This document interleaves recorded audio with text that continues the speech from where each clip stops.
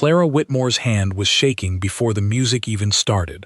Julian Ashgrove, Duke of Camden, stood in front of her with his hand held out, and every eye in the ballroom had already turned toward them. She had not asked for this.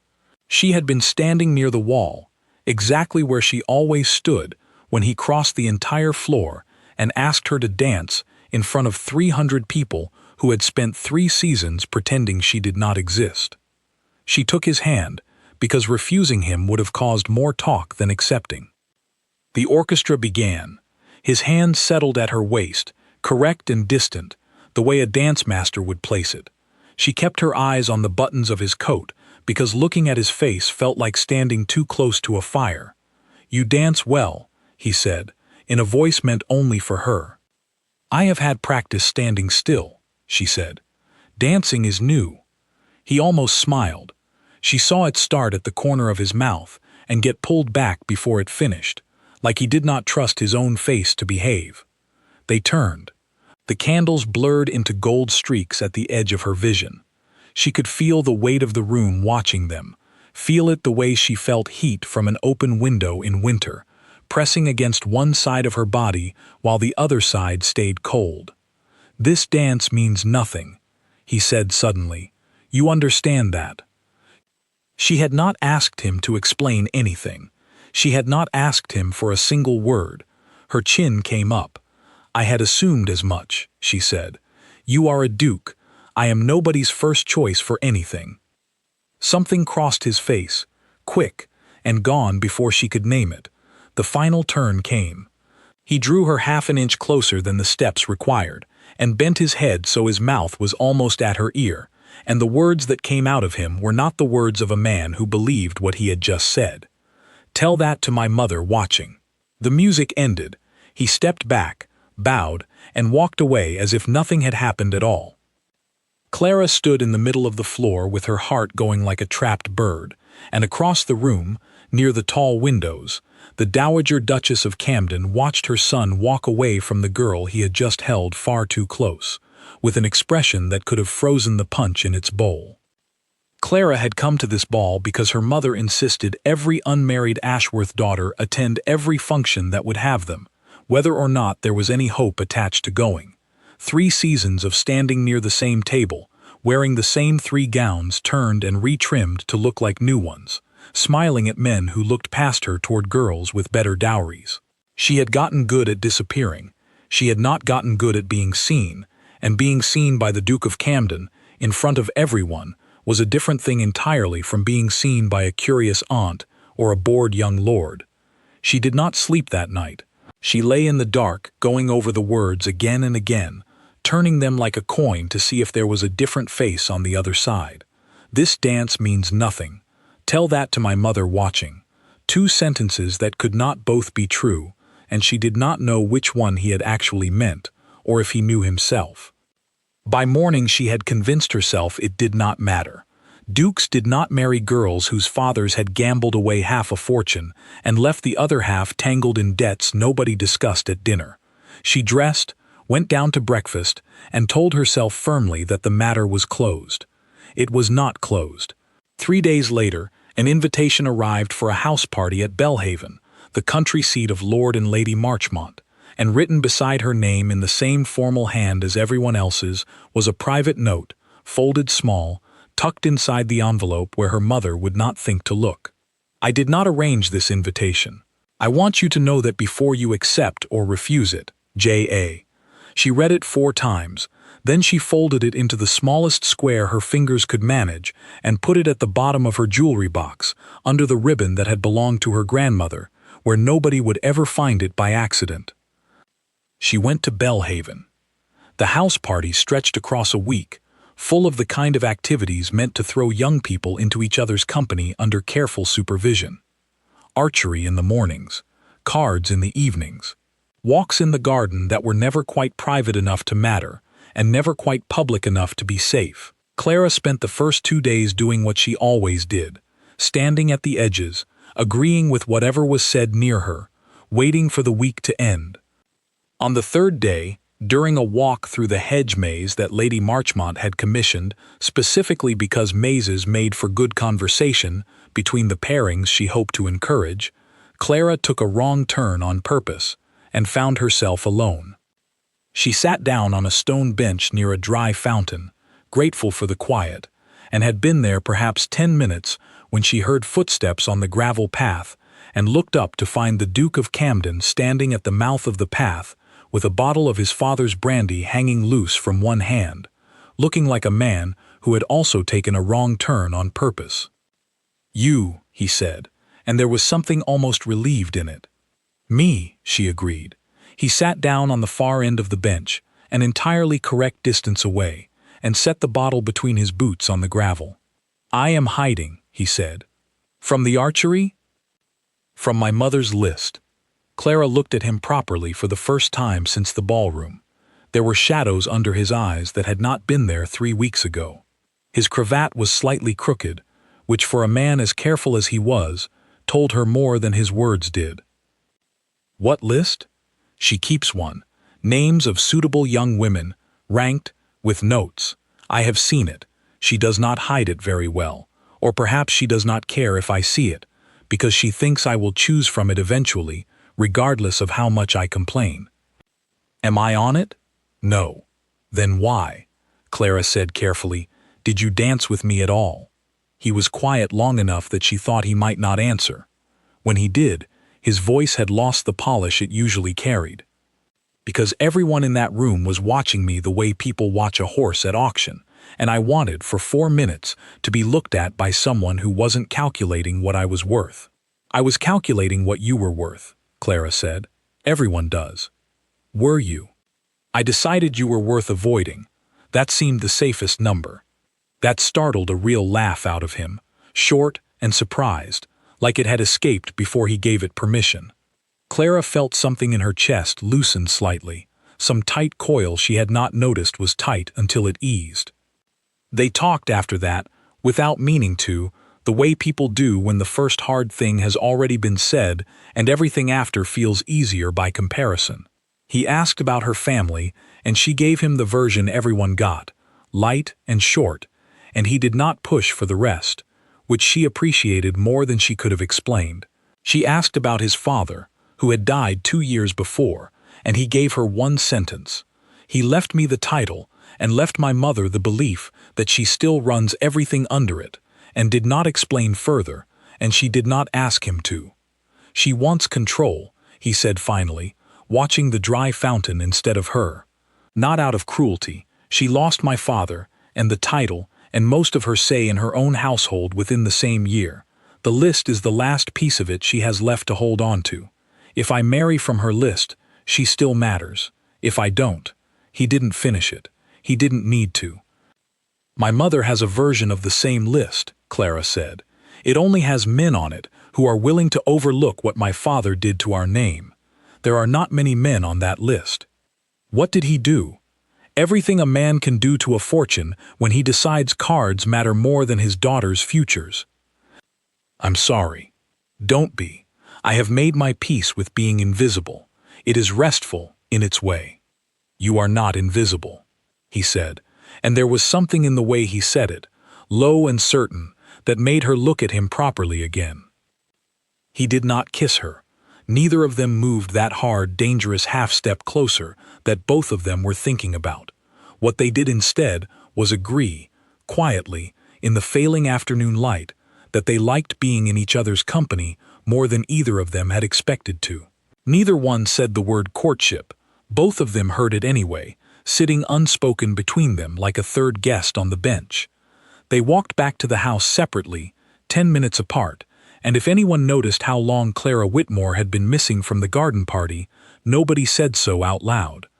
But somebody had noticed. Somebody always notices.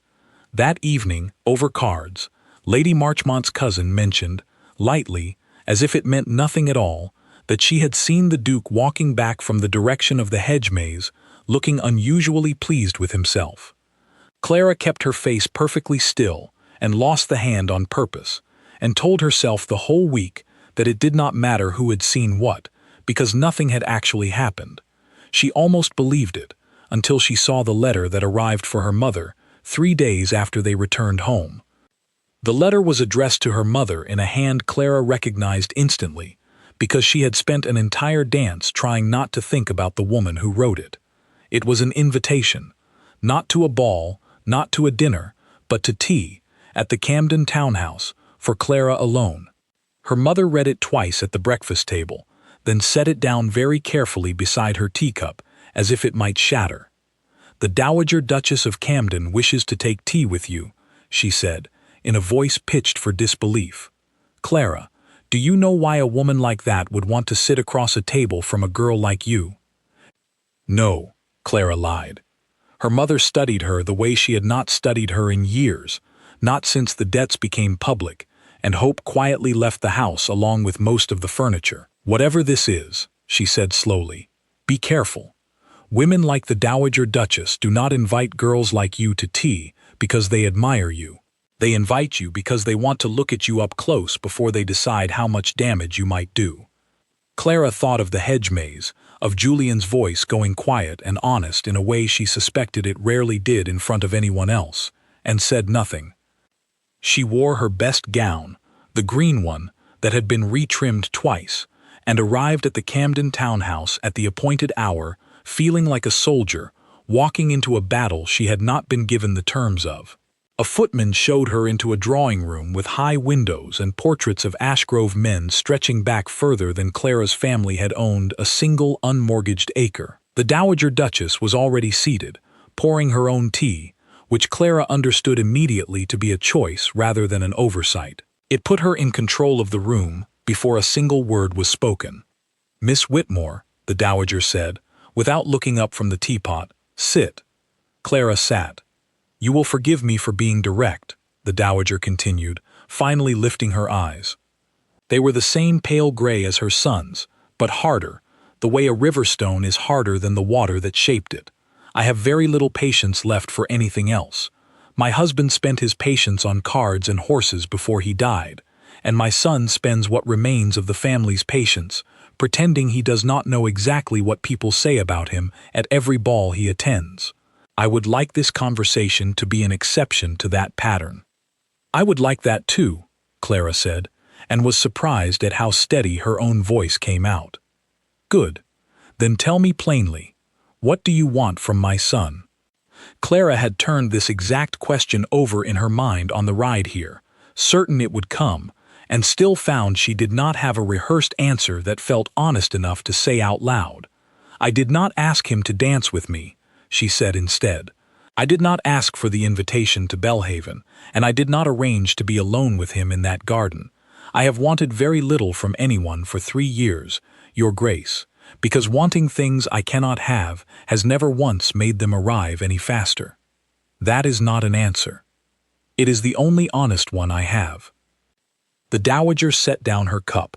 For a long moment she simply looked at Clara, the way a woman looks at a painting she is trying to decide whether to buy, weighing brushwork against price, wondering if the thing will hold its color once it is hung somewhere she can see it every day. "My son," she said finally, "has spent 2 years believing that choosing nothing is the same as choosing freedom.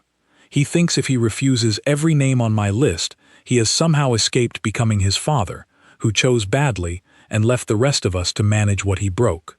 I do not think you understand what you are stepping into, Miss Whitmore. I do not think you understand what it costs to be the woman a man like that decides to want, when everyone around him is waiting for him to fail exactly the way his father failed."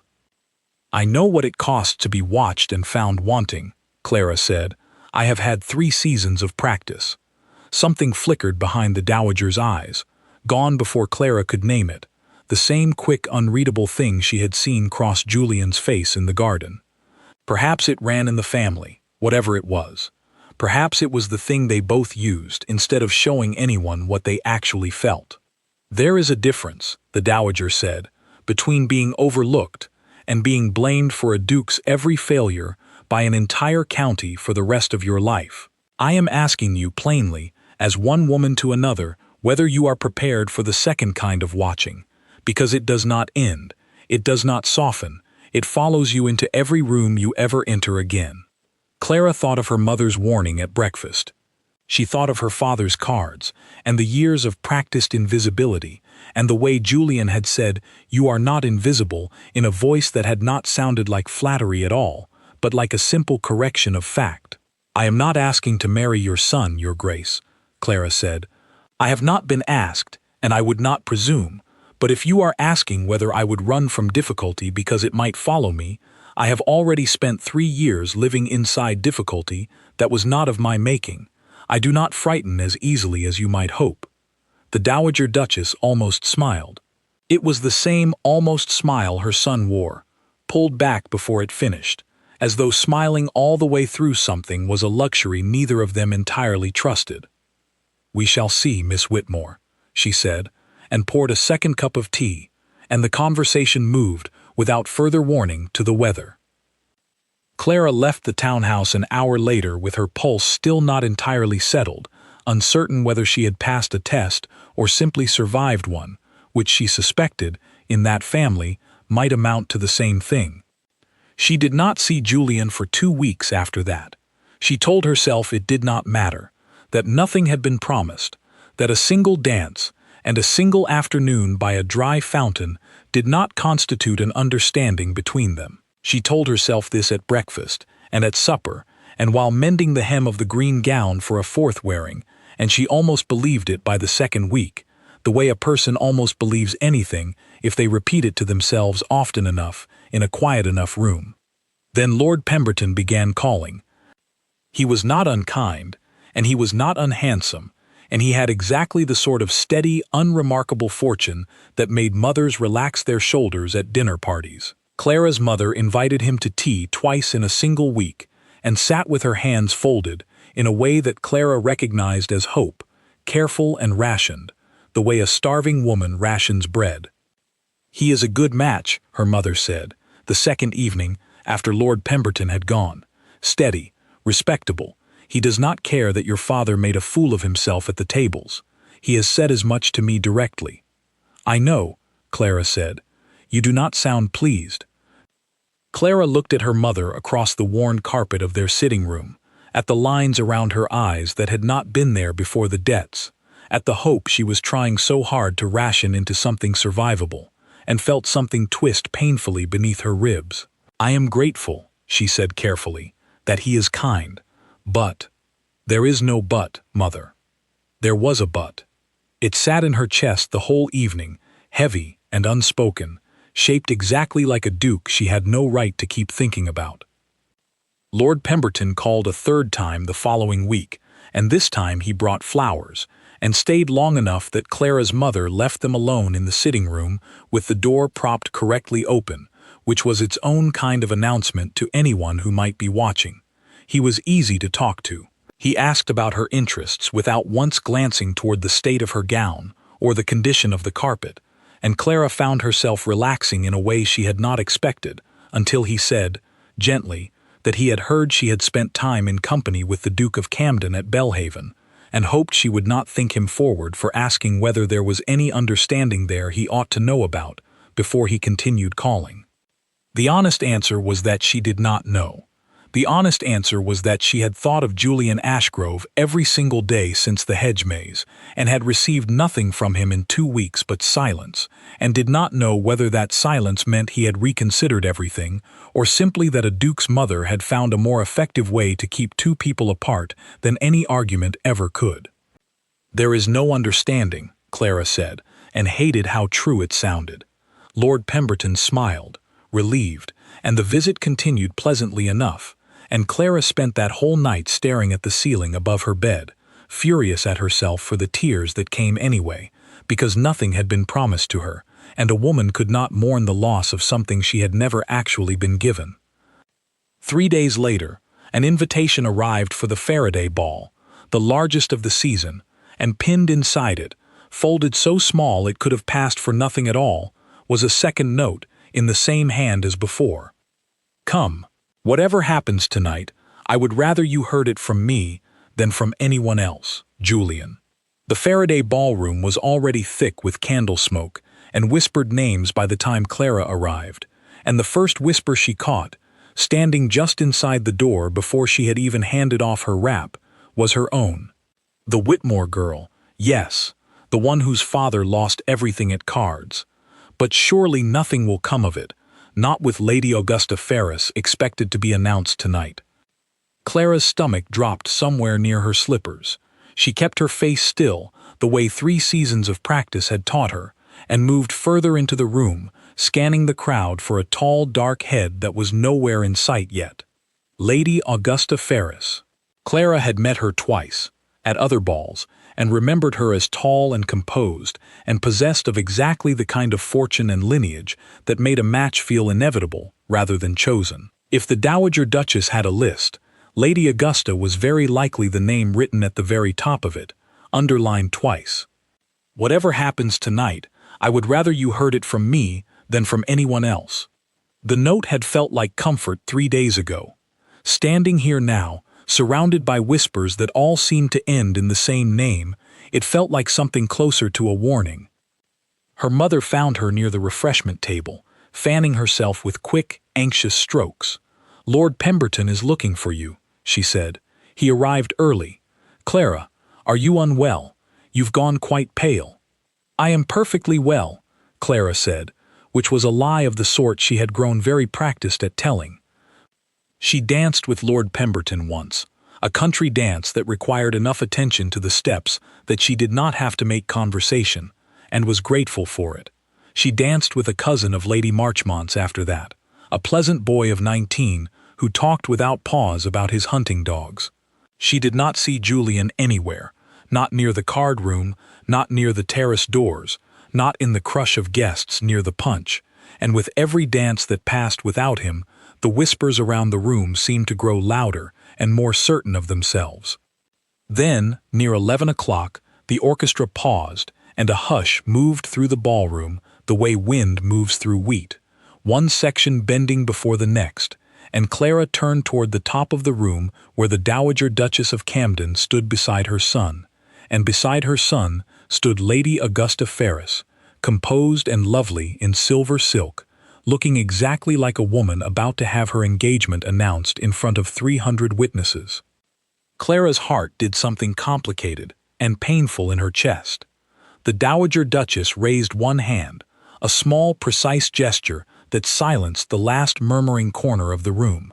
"I have asked for a moment of your attention," she said, in a voice pitched to carry to every wall, "because I understand there has been a great deal of speculation this season regarding my son's future, and I think it is past time some of that speculation was put to rest."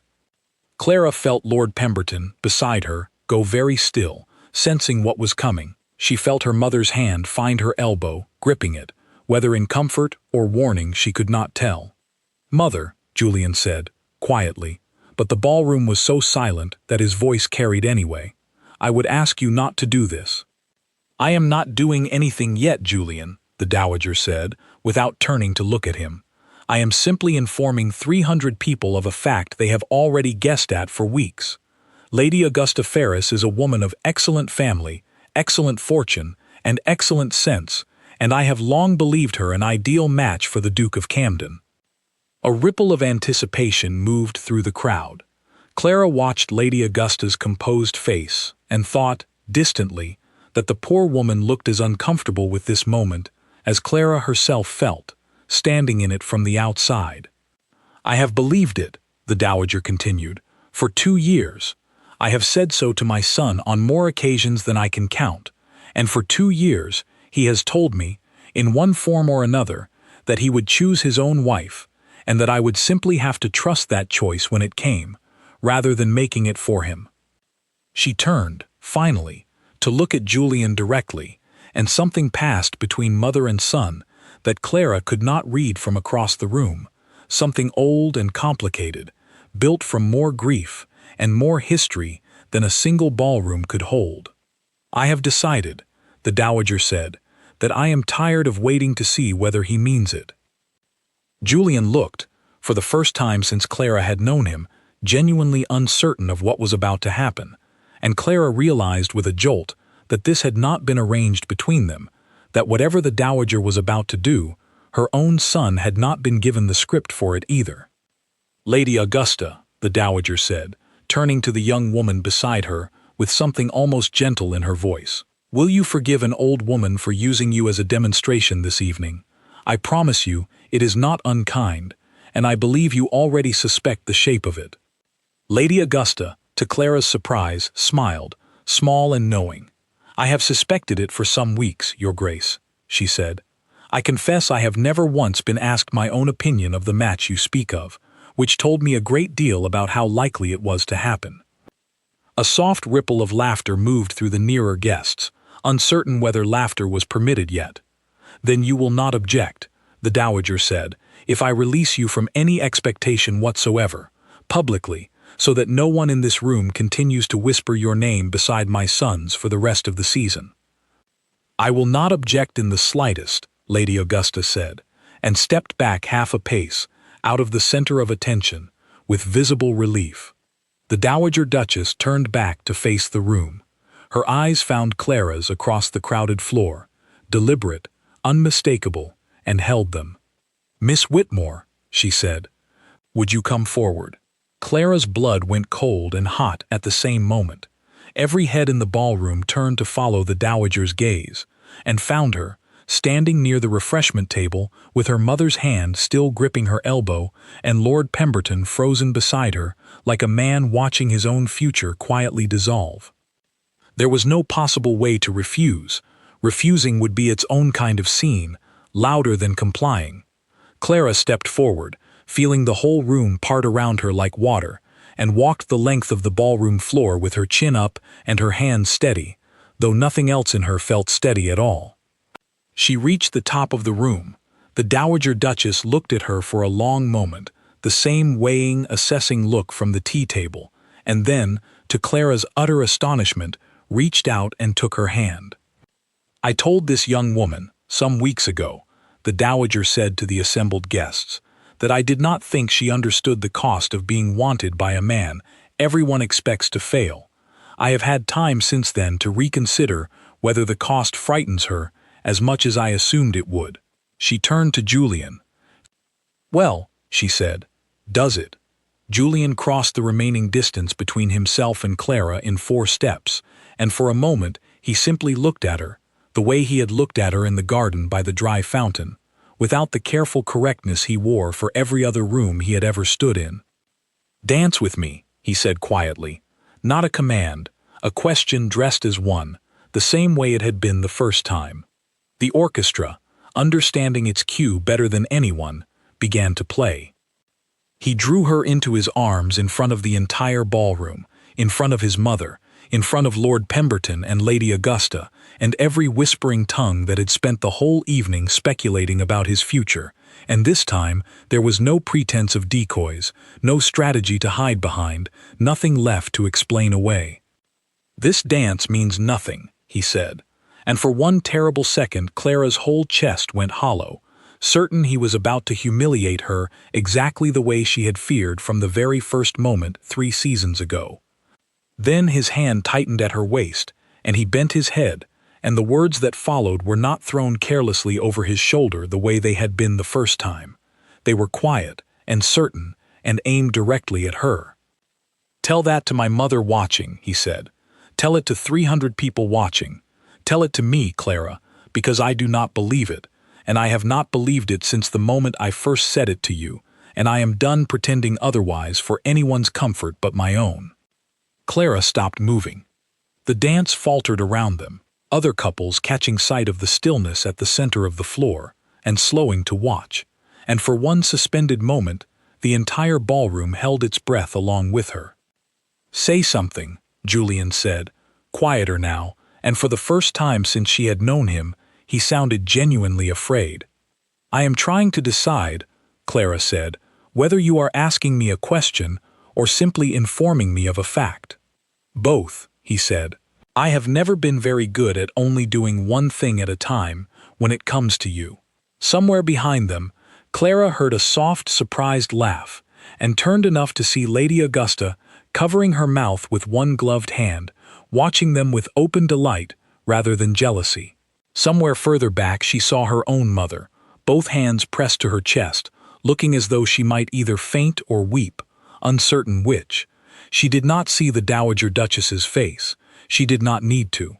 She could feel the weight of that particular gaze from across the room the same way she had felined it the very first night, pressing against one side of her like heat from an open window, except now, for the first time, it did not feel entirely cold.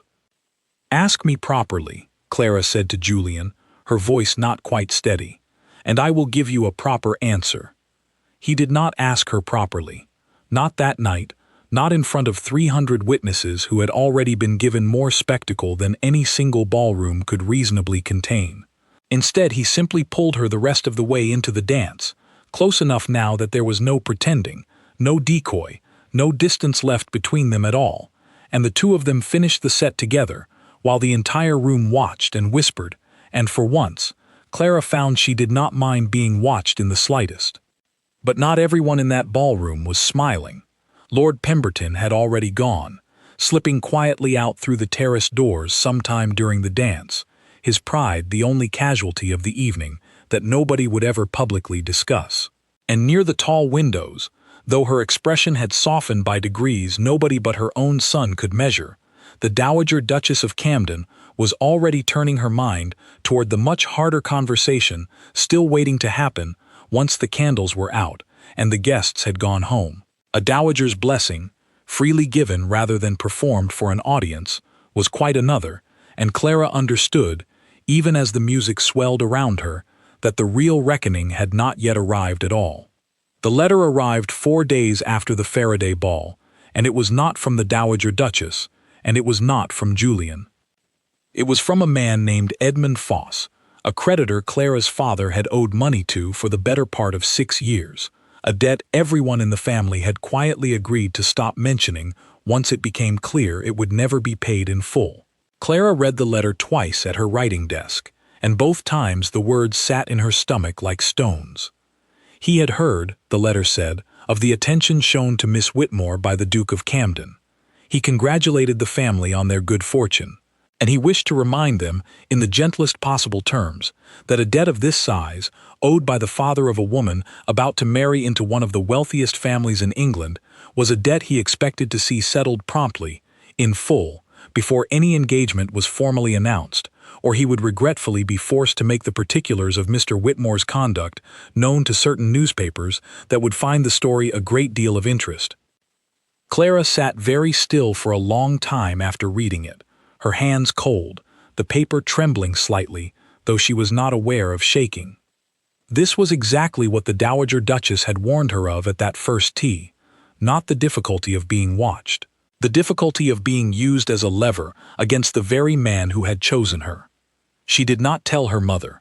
Her mother had spent 3 years rationing hope so carefully that a shock like this might undo her completely, and Clara could not bear to be the one who delivered it. Instead, she wrote to Julian a short note, asking him to call at the earliest possible hour, and spent the rest of that night awake, turning the letter over and over, trying to find some version of the truth that did not end with her being the reason a duke's name was dragged through every scandal sheet in London. He came the next morning before breakfast, still in his riding clothes, hair wind-blown from the ride over, and Clara handed him the letter without a word, because she did not trust her voice yet to explain it properly. He read it once. His jaw went tight in a way she had not seen before, not in the ballroom, not in the garden, not anywhere. "How much does your father owe him?"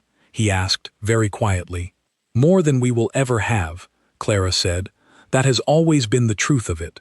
It is why my mother stopped speaking his name at dinner 3 years ago. It is why I have spent 3 seasons standing near the punch table instead of dancing, Julian. This is not new information. It is only new because now it can be used against you." "Against me," Julian repeated, and something in his voice sharpened. "Clara, do you imagine for one moment that I care what a man like Edmund Foss chooses to print in a newspaper?" "I imagine your mother cares," Clara said. "I imagine the whole of society cares, and I imagine that whatever goodwill was won at that ball 3 nights ago will not survive a scandal sheet printing every unflattering detail of my father's ruin beside your name. Then let them print it."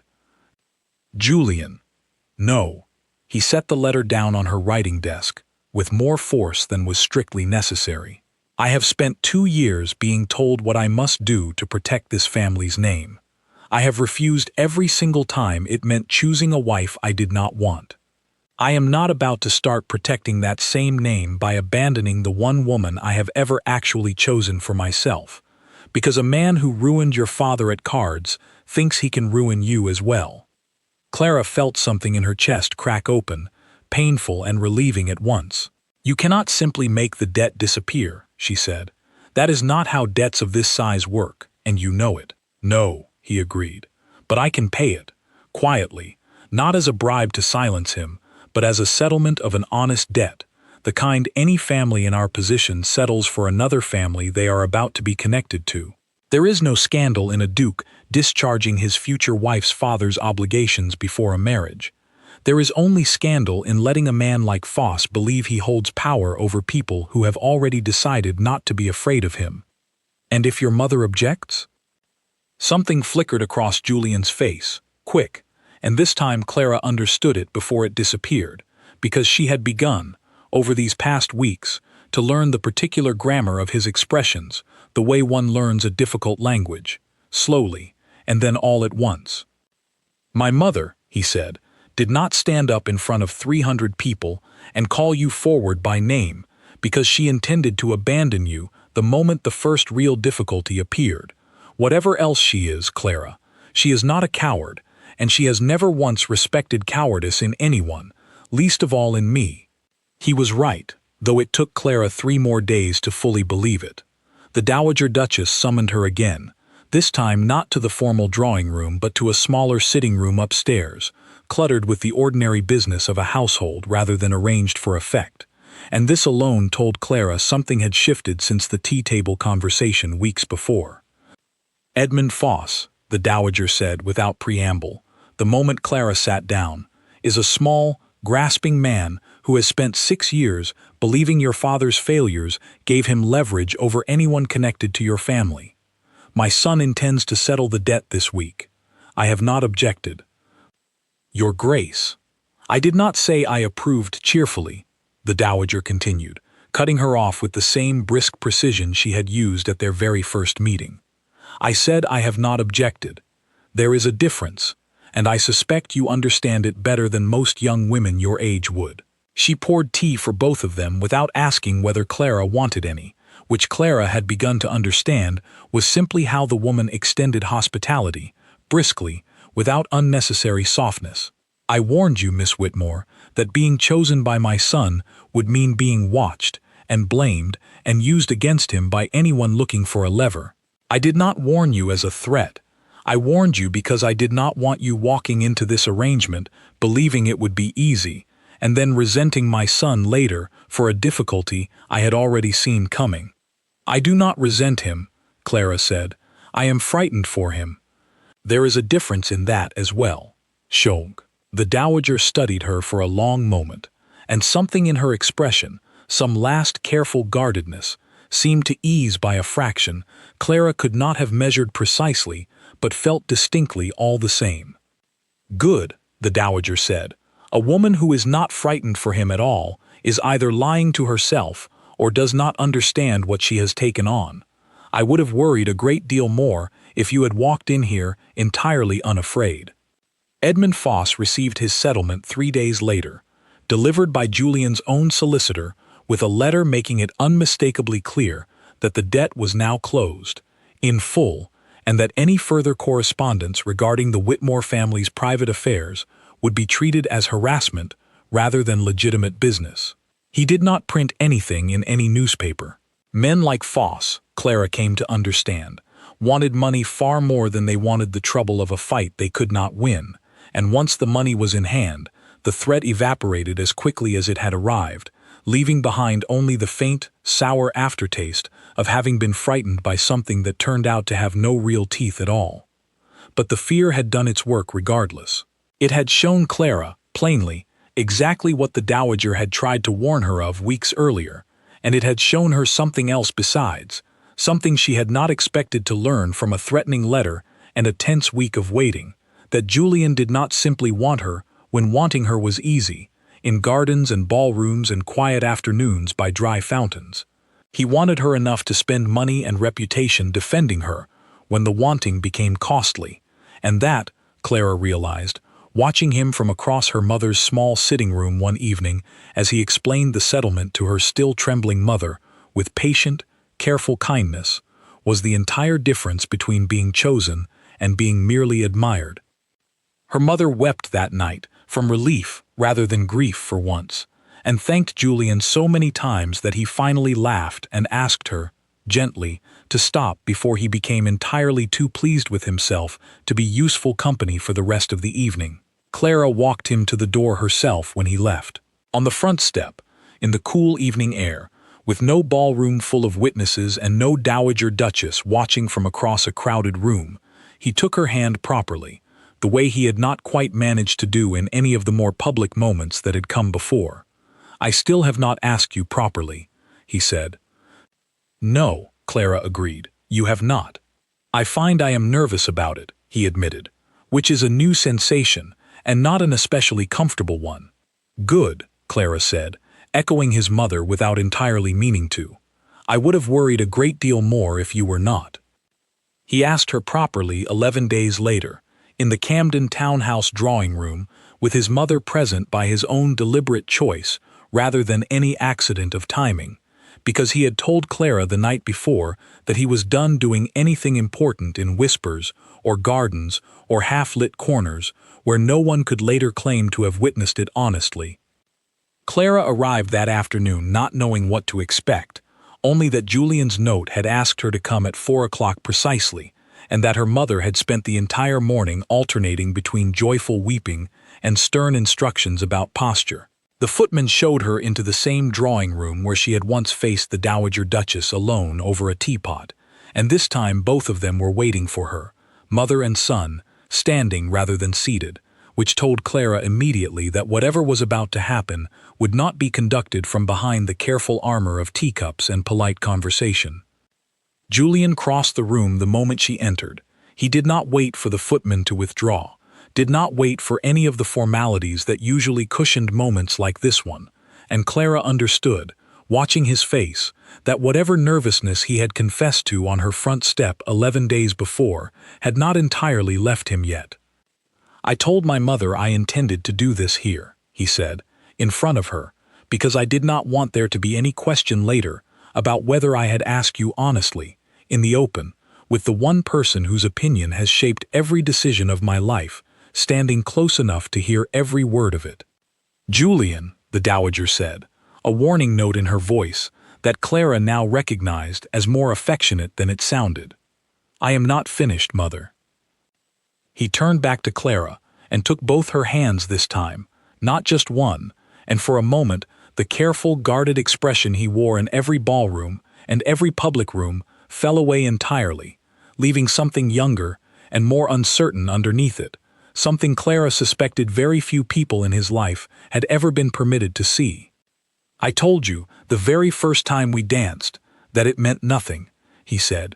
"I have thought about that lie more than any other sentence I have spoken in my adult life, because it was the worst kind of lie, the kind a man tells himself as much as anyone else, hoping that saying a thing enough times will make it true.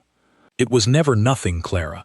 It has not been nothing since the moment you told me you had decided I was worth avoiding, and I laughed, for the first time in longer than I could remember, because you were the first person in years who looked at me and saw something other than a title to be won or a fortune to be secured."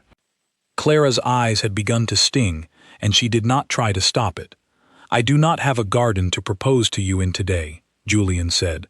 "I do not have a hedge maze, or a dry fountain, or 300 witnesses in a ballroom to force my hand into honesty, the way my mother forced it at the Faraday ball. I only have this room, and her, and every plain word I can find. Will you marry me?" For one suspended second, Clara said nothing at all, simply because the moment felt too large to answer quickly, the way a person pauses before stepping into water they have waited a very long time to swim in. "Yes," she said finally, and the word came out steadier than she expected, steadier than she had felt in weeks. "Yes, Julian, I will." He kissed her then, briefly, correctly, mindful of his mother's presence, though Clara suspected from the look on his face that correctness was costing him a great deal of effort in that particular moment. When he finally stepped back, both of them slightly breathless, they turned together toward the Dowager Duchess, who had not moved from her spot near the window through the entire exchange. She did not weep, the way Clara's own mother would certainly weep upon hearing the news within the hour. She did not embrace either of them, or offer the kind of warm, effusive blessing that filled novels and after-dinner stories. She simply nodded once, a small, precise movement, the way a general concedes a battle she has already quietly recalculated the cost of losing, and decided, somewhere in that recalculation, that the cost was worth paying after all. "Well," she said, "it is done then." "Mother," Julian said, something almost pleading in his voice, wanting more than that single flat sentence, wanting some acknowledgement that the past 2 months had mattered to her as much as they had mattered to him. The Dowager Duchess looked at Clara for a long moment, the same weighing look from the very first tea, except now, Clara realized, the weighing was finished.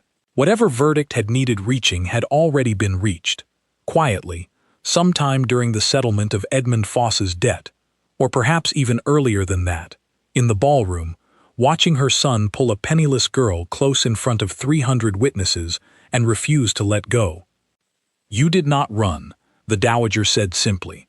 "When the difficulty came, the real difficulty, not the pleasant kind that exists only in ballrooms and gardens, you did not run, and you did not ask my son to hide you from it either. I have watched a great many young women enter this family expecting only the parts that glitter. I do not think you are one of them. It was not effusive. It was not the kind of blessing that would satisfy a novelist looking for a tidy, tearful ending. But Clara understood, watching the Dowager's face, that it was the only kind of blessing that woman had ever given anyone, and that receiving it at all was worth more than 100 warmer, emptier words from someone who had not first tested whether she deserved them. The wedding took place 2 months later, in early autumn, in the chapel on the Camden estate, with far fewer guests than the Faraday ball had held, but no less attention paid to every detail, because society, having been given the full spectacle of a duke's public declaration, was not about to let the wedding pass without equally thorough observation. Clara's mother wept through the entire ceremony, quietly and without shame, and Clara's father, still carrying the weight of debts that could never be fully undone, stood a little straighter than he had in 3 years, grateful in a way he did not know how to say aloud that his daughter's future had not, in the end, been ruined by his own past mistakes. The Dowager Duchess sat in the front pew, composed and upright, and if anyone had told Clara 3 months earlier that this particular woman would one day sit through her wedding with an expression that came close to something like pride, Clara would not have believed it. But watching her now, watching the small, careful way her eyes tracked her son's face throughout the ceremony rather than Clara's own, Clara understood something she had not fully grasped before. The Dowager's caution had never truly been about doubting Clara. It had been about a mother who had already lost one man she loved to carelessness and recklessness, determined not to lose the last one left to her through carelessness of a different kind, the carelessness of failing to test a choice before allowing herself to trust it completely. At the wedding breakfast that followed, when the first dance of the newly married couple began, Julian drew Clara close in front of the assembled guests, exactly the way he had drawn her close at the Faraday ball, and exactly the way he had drawn her close on that very first night when neither of them had known yet what the dance would eventually become. "This dance," he murmured against her ear, echoing words that had once frightened her and now only made her smile, "means everything." "Tell that to your mother watching," Clara said, glancing past his shoulder toward the front table, where the Dowager Duchess sat with a cup of tea she had not yet touched, watching her son and his new wife with an expression that, for the very first time since Clara had known her, held nothing guarded in it at all. Julian laughed, low and warm, and pulled her closer still, and across the room, the woman who had spent 2 years insisting she alone knew what was best for her son's future, finally allowed herself to look, for just a moment, entirely and simply happy.